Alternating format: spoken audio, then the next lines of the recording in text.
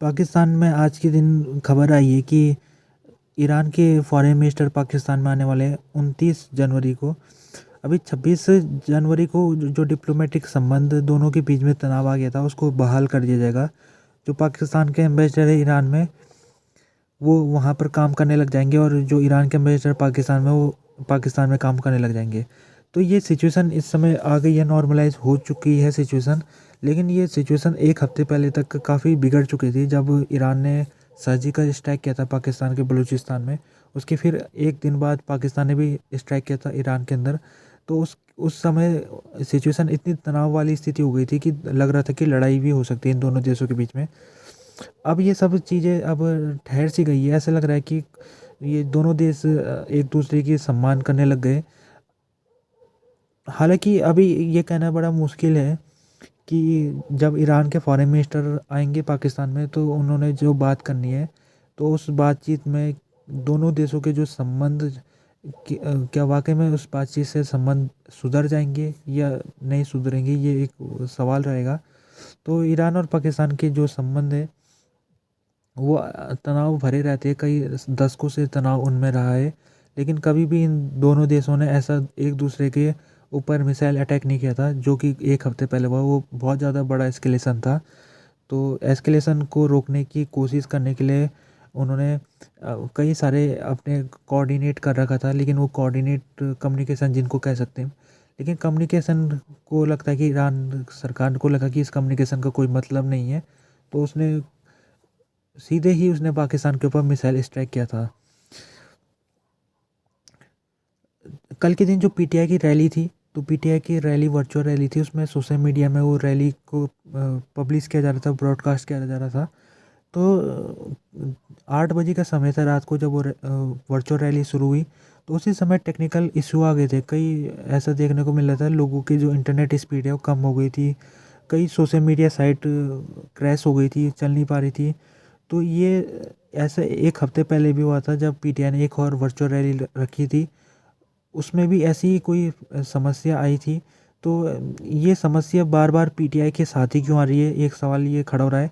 तो पीटीआई के जो लीडर है वो आरोप लगा रहे हैं अभी केयर टेकर गवर्नमेंट के ऊपर कि केयर टेकर गवर्नमेंट ही जानबूझ के ये टेक्निकल इश्यूज़ कर रही है। क्योंकि जो केयर टेकर गवर्नमेंट के तरफ से स्टेटमेंट आया उसने कहा कि हमने कोई नहीं किया, बल्कि ये वाकई में एक टेक्निकल इशू था जिसकी वजह से ये चीज़ें हुई है। और साथ में केयर टेकर गवर्नमेंट ने ये भी कहा है कि हो सकता है आने वाले समय में भी फिर से हो सकता है इस तरह से आउटरीच। अभी क्योंकि इस पीटीआई पार्टी को इस समय काफ़ी उसके साथ भेदभाव वाला सलूक हो रहा है। सुप्रीम कोर्ट ने भी पीटीआई के खिलाफ अभी निर्णय दिया था 13 तारीख को, जिसमें जो पीटीआई का सिंबल है बैट उसको छीन लिया गया था पीटीआई से। अब पीटीआई के जो भी जितने भी कैंडिडेट है वो सब इंडिपेंडेंट चुनाव लड़ेंगे। तो जब से सुप्रीम कोर्ट ने फैसला दिया है तो कई ऐसे मीडिया अकाउंट है, सोशल मीडिया अकाउंट जो कि सुप्रीम कोर्ट के जजों को निशाना बना रहे हैं। तो जो केयर टेकर गवर्नमेंट है उसने एक इंक्वायरी रखी थी जिसके तहत वो सब ऐसे अकाउंटों को ढूंढ रही है। तो केयर टेकर गवर्नमेंट की तरफ से स्टेटमेंट आया और उस स्टेटमेंट में कहा गया कि 500 के लगभग सोशल मीडिया अकाउंट मिले जो कि जुडिशरी को बदनाम करने में लगे हुए हैं। जो इलेक्शन कमीशन ऑफ पाकिस्तान है उसने आज रिलीज़ कर दिए लिस्ट का नाम। ये नॉमिनीज़ का लिस्ट है जो कि कैंडिडेट चुनाव लड़ेंगे, उनकी लिस्ट आज की तारीख को जारी हो चुकी है। और अब कंफर्म हो गया है कौन चुनाव लड़ेगा और कौन नहीं लड़ेगा, क्योंकि इमरान खान चुनाव नहीं लड़ पा रहे। उन्होंने नॉमिनेशन तो भरा था लेकिन उनका कैंसिल हो गया।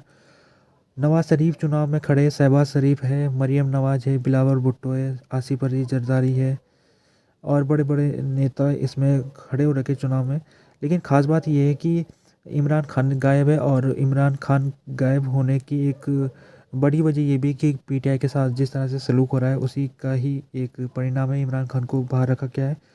कई नेता है जो 2-2 सीट से चुनाव लड़ रहे, कई कई 3-3 सीटों से चुनाव लड़ रहे। एक्स मिनिस्टर फवाद चौधरी उन्होंने अनाउंस किया है कि वो फरवरी 8 तारीख का जो इलेक्शन है उसको बायकॉट कर रहे हैं। वो बायकॉट इसलिए कर रहे हैं क्योंकि उनका जो नॉमिनेशन पेपर था उसको रिजेक्ट कर दिया गया था रिटर्निंग ऑफिसर द्वारा। उसके बाद फिर वो कोर्ट में गए थे तो कोर्ट में भी उनका जो आरओ का डिसीजन था उसको सही ठहरा गया और इनका जो नॉमिनेशन है उसको रिजेक्ट कर दिया गया था। तो फवाद चौधरी ये पीटीआई के लीडर थे, लेकिन उन्होंने जब मुंबई 9 का इंसिडेंट हुआ था पिछले साल, तो उसके बाद उन्होंने पीटीआई से इस्तीफा दे दिया था। उसके बाद ही आईपीपी पार्टी में जुड़ गए थे, लेकिन इन्होंने अभी तक खुलासा नहीं किया कि अभी ये किसके साथ जुड़े हुए हैं। इनको नवंबर के महीने में इनको गिरफ्तार कर लिया गया था, अभी जेल में बंद है। तो इन्होंने जेल से ही नॉमिनेशन भर रहे थे ये, और इन्होंने अपनी बीवी का भी नॉमिनेशन भरा था, और इनके भाई भी थे जिन्होंने नॉमिनेशन भरा था। तो इनके भाई का तो नॉमिनेशन एक्सेप्ट हो गया, लेकिन इनका और इनकी बीवी का नॉमिनेशन कैंसिल हो गया है। तो ये फवाद चौधरी कह रहे हैं कि जो इलेक्शन है ये फ्रॉड इलेक्शन है, तो मैं इसमें पार्टिसिपेट नहीं कर रहा हूँ, और मैं सब लोगों से कह रहा हूँ कि कहना चाहता हूँ कि इसको बाइकआउट करना, आप लोग इसको बाइकआउट करो, क्योंकि इलेक्शन फ्रॉड इलेक्शन है।